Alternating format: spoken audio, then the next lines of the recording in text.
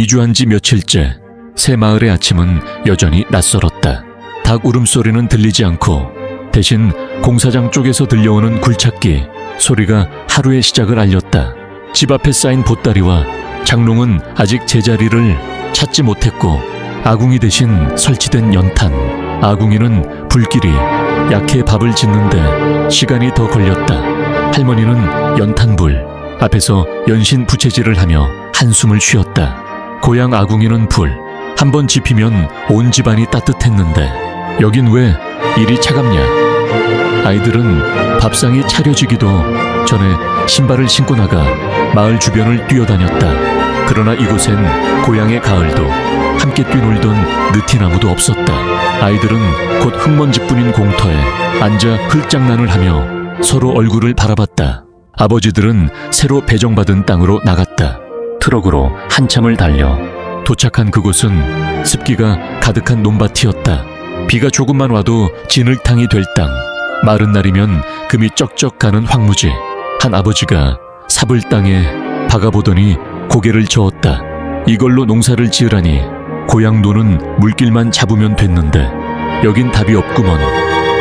달은 이가 담배를 꺼내 물며 대답했다. 그래도 뭐라도 심어야지. 애들 굶길 수는 없잖아. 고구마라도 캐먹자. 그 말에 모두 씁쓸하게 웃었다. 누군가는 아직 희망을 붙잡았지만 누군가는 벌써 마음을 접는 듯했다. 마을 한쪽에선 여인들이 모여 빨래를 하고 있었다. 우물에서 길어올린 물은 맑았지만 깊이가 얕아 금세 바닥이 보였다. 일하에서 온 식구 물을 쓰겠어? 한 여인이 걱정스럽게 물었다. 다른 여인이 거들었다. 들으니깐 우물 파는 걸 정부가 도와준다는데 언제 될지 모른다더라. 그들의 얼굴엔 근심이 가득했다. 아이들 학교 문제도 발목을 잡았다. 새 마을에서 학교까지는 걸어서 한참. 아직 통학버스도 없었다. 여인들은 아이들을 보며 서로 위로하듯 말했다. 그래도 배우긴 배워야지. 공부라도 해야 고생을 덜 하지 않겠어. 그날 저녁 라디오에서 쌀값이 크게 올랐다는 뉴스가 흘러나왔다. 금년도 쌀값이 80kg, 한 감에 7만 원을 넘어서며 역대 최고치를 기록했습니다. 라디오 아나운서의 목소리가 끝나자마자 마을은 술렁였다. 쌀값이 저렇게 올랐다는데 왜 우리 삶은 나아지질 않아. 도시는 몰라도 농촌은 맨날 어렵다니까. 남자들은 술잔을 기울이며 한탄했다. 시니어 구독자분들이라면 기억할 것이다. 그 시절 쌀 한 가마, 값은 집안 살림을 좌우하는 큰 문제였다. 쌀값은 오르는데 농민이 손에 쥐는 건 얼마 없고 중간 상인만 배를 불린다는 말이 돌았다. 어르신들은 예나 지금이나 농사꾼이 제일 고생이지 라며 고개를 끄덕였다. 밤이 깊어가자 한 집 마당에 사람들이 모여 앉았다. 첫날 밭을 둘러본 심정을 나누려는 자리였다. 이 땅으론 농사 못 짓는다. 나중에 도시로 나가야지. 도시는 다 좋다냐. 공장 들어가면 고생 뼈 빠지게 하지. 그래도 농사꾼은 자기 땅이 있잖아. 의견은 엇갈렸지만 누구도 답을 찾지 못했다. 불빛 하나 없는 어두운 시골밤. 모닥불만이 사람들의 얼굴을 비추고 있었다. 한 어르신이 불빛을 바라보다 말했다. 이놈의 세상은 늘 농사꾼을 힘들게만 하네. 나라에서는 올림픽이니 뭐니 떠들썩하다는데 우리 같은 사람들은 어디로 가야 할꼬. 그의 말에 모두 말없이 고개를 숙였다. 마을 사람들은 자신들이 시대의 그림자에 서 있다는 사실을 절실히 느끼고 있었다. 하지만 그 속에서도 작은 웃음은 피어났다. 아이들은 모닥불 옆에서 장난을 치며 깔깔거렸고 여인들은 아이들을 다그치면서도 얼굴에 미소를 띄었다. 그 모습은 어른들에게 잠시나마 힘이 되었다. 그래, 애들이 저렇게 웃는데 우리가 주저앉을 수는 없지. 누군가의 말에 모여있던 사람들이 조금은 씁쓸하게 웃었다. 웃음 속에는 눈물이 섞여 있었지만 그래도 서로를 바라보며 버틸 힘을 얻었다. 밤이 더 깊어지고 모닥불이 꺼져갈 무렵 사람들은 흩어져 각자의 집으로 돌아갔다. 그러나 누구도 쉽게 잠들지 못했다. 바람이 부는 창문 너머로 낯선 풍경이 보였다. 멀리서 들려오는 개 짖는 소리와 풀벌레 소리, 그리고 가끔씩 울리는 공사장의 쇳소리. 그것이 이제 자신들의 새로운 삶이라는 사실을 받아들여야 했다. 고향은 물속에 잠겼지만 삶은 계속 이어져야 한다. 막막한 현실 속에서 사람들은 다시 땅을 갈아엎을 준비를 하고 있었다. 그것이 농민으로 태어나 살아가는 길이었으니까. 새마을에 정착한 지도 한 달 남짓. 집들은 아직 완전히 자리 잡지 못했고 논밭은 여전히 풀만 무성했다. 사람들은 매일같이 땅을 고르고 돌을 골라냈지만 땀 흘린 만큼 수확이 나올지 장담할 수 없었다. 마을 곳곳에는 아직도 보따리와 장롱이 쌓여 있었고 저녁이 되면 아이들의 울음소리가 어둠 속에 퍼졌다. 엄마, 집에 가고 싶어. 아이들의 말에 부모들은 등을 돌리고 한숨을 내쉬었다. 집이라 불러야 하는 이곳이 어쩐지 아직 낯설고 마음이 가 닿지 않았다. 마을 회관에선 매일같이 사람들이 모였다. 논분배 문제, 집토 보상 문제, 물길 문제까지. 이야기가 시작되면 금세 목소리가 커졌다. 우리 집은 땅이 너무 습해서 농사 못 짓겠어. 우린 돌밭만 받아서 씨 뿌려도 싹이 안 난다니까. 서로의 불만이 쏟아졌지만 공무원들은 이미 돌아간 뒤였다. 남겨진 사람들끼리 부딪히며 답답함을 달랠 수밖에 없었다. 한 노인은 그래도 힘 합쳐서 살아야지, 흩어지면 다 끝장이야 라고 말했지만 젊은 사람들은 이미 도시로 나가겠다는 생각을 품고 있었다. 그 무렵 라디오와 신문에서는 연일 나라의 큰 소식이 들려왔다. 1983년 9월 대한민국이 드디어 1988년 서울 올림픽을 유치했다는 뉴스였다. 라디오에서는 환호성이 흘러나왔고 신문 한 면마다 태극기가 휘날렸다. 이제 우리도 선진국이 된다. 세계가 우리나라를 본다더라. 도시는 올림픽 이야기로 떠들썩했다. 그러나 새마을 사람들에게 그 소식은 남의 나라 이야기 같았다. 할아버지는 삽자루에 기대 앉아 담배를 물고 중얼거렸다. 나라는 세계로 나아간다는데 우리는 하루 먹고 살기도 막막하네. 그 말의 옆에 있던 사람들도 말없이 고개를 끄덕였다.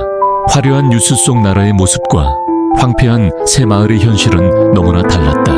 농사 준비도 녹록치 않았다. 정부에서 준 씨앗은 땅에 잘 맞지 않았고 비만 오면 논이 잠기고 날씨가 조금만 가물면 금이 갔다. 남자들은 논바닥에 쭈그리고 앉아 흙을 만지며 한숨을 쉬었고 여인들은 매일같이 우물가에서 물 걱정을 했다. 아이들은 먼 길을 걸어 학교에 다녀왔지만 새 친구들 사이에서 이주민이라는 이유로 놀림을 당하기도 했다. 물에 잠겨 쫓겨온 애들이래.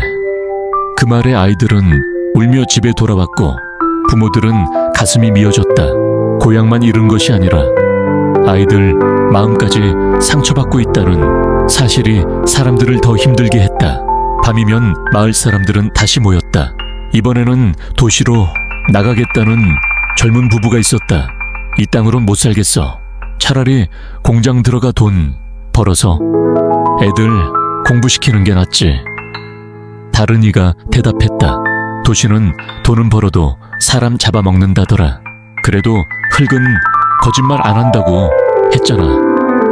두 의견은 끝내 좁혀지지 않았고 모닥불 앞에 앉은 사람들의 얼굴엔 깊은 주름이 드리워졌다.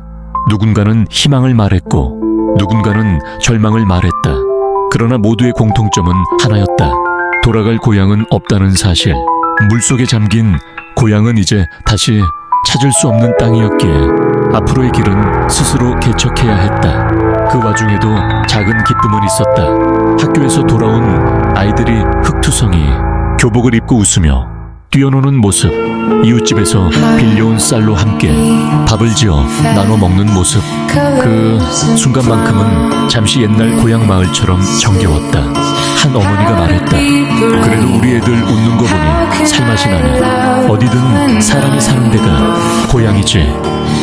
그 말은 마을 사람들의 마음에 잔잔한 울림을 주었다. 모두가 고개를 끄덕이며 다시 힘을 내고자 했다. 하지만 밤이 깊어질수록 현실은 잔인했다. 방 한 칸 시멘트 집 안은 눅눅하고 좁았다. 장롱과 보따리를 다 들여놓으니 가족이 누울 자리조차 빠듯했다. 창밖에서는 개 짖는 소리와 낯선 풀벌레 소리가 들려왔다. 사람들은 이불 속에서 눈을 감았지만 잠은 쉽게 오지 않았다. 머릿속엔 흩어진 고향 이웃들, 무너진 집터, 그리고 끝내 닿지 못한 조상 묘지가 떠올랐다. 그러나 다시 눈을 뜨면 또 하루를 버텨야 했다. 땅을 일구고 아이들을 학교에 보내고 저녁이면 서로 얼굴을 바라보며 내일을 이야기해야 했다. 그것이 살아남는 길이었다. 논바닥에 심은 씨앗은 좀처럼 싹을 틔우지 않았다. 흙은 차갑고 무거웠고 물길은 엉뚱한 데로만 흘러갔다. 사람들의 마음도 그와 같았다. 매일같이 땀을 쏟아붓지만 결실은 보이지 않았고 하루가 저물면 어깨는 돌덩이처럼 내려앉았다. 아이들은 집 앞 공터에서 흙장난을 하며 웃고 있었지만 어른들의 눈길은 자꾸만 멀리 물속에 잠긴 고향을 향해 가 있었다. 새 마을에 정착한 지 2달. 여전히 사람들은 적응하지 못했다. 눈에 씨를 뿌렸지만 모종은 시들었고 옥수수 줄기는 바람 앞에서 힘없이 기울었다. 이 흙은 우리를 모르는 거야. 한 농부가 땅을 움켜쥐며 말했다. 그의 손바닥에선 흙이 바스러져 떨어졌지만 그 마음은 쉽게 놓을 수 없었다. 다른 이는 삽자루를 내려놓으며 담배를 물었다. 그래도 씨앗은 어디서든 자란다지 않나. 늦게라도 싹을 틔우겠지. 그 말은 스스로를 위로하는 듯 했지만 옆에 있던 이웃들은 그 작은 희망을 붙잡고 고개를 끄덕였다. 저녁 무렵 여인들은 우물가에 모였다. 아이들 손을 잡고 물을 깃는 모습은 예전과 다르지 않았으나 물맛은 달랐다. 고향 물은 달았는데 여긴 맹맹하네. 한 여인이 툭 내뱉자 다른 이가 대꾸했다. 맹맹해도 마셔야지. 아이들 목을 축여야 하잖아. 그 말에 모두 웃었지만 웃음 뒤에는 씁쓸함이 감춰져 있었다. 그때 한 젊은 엄마가 등에 업힌 아기를 토닥이며 말했다. 애들은 금방 적응해. 우리가 힘든 거지. 애들은 어디서든 크잖아. 그 말이 오히려 어른들의 마음을 다잡아 주었다. 밤이면 집집마다 불빛이 드물게 새어나왔다. 시멘트 벽은 차갑고 눅눅했으며 장롱과 보따리를 채워넣으니 방 안은 금세 좁아졌다. 그러나 아이들은 작은 방에서도 웃음을 터뜨렸고 마당에서 뛰놀던 발자국 소리가 흙바닥에 가득 새겨졌다. 그 발자국은 어른들에게 새로운 희망처럼 보였다. 저 애들이 자라서 이 땅을 고향이라 부를 날이 오겠지. 할아버지가 담배 연기를 내뿜으며 중얼거렸다. 그의 눈빛에는 막막함과 동시에 희망이 함께 담겨 있었다. 어르신들은 여전히 조상묘를 떠올렸다. 술잔을 기울이며 조상님들, 고향을 지키지 못해 죄송합니다 하고 읊조렸다. 하지만 그 후에는 늘 같은 말이 이어졌다. 그래도 살아야지. 죽은 이는 지켜주지 못했어도 사람은 살려야 하니까. 그것은 세대를 이어온 농민들의 고집이자 삶에 대한 의지였다. 며칠 후 비가 내렸다. 흙냄새가 진하게 풍겼다. 땅은 질퍽했지만 사람들은 그 비를 반갑게 맞았다. 논바닥에 선 아버지는 비에 젖은 씨앗을 바라보며 속으로 말했다. 이제는 좀 자라다오. 우리도 이 땅에 뿌리 내리고 싶다.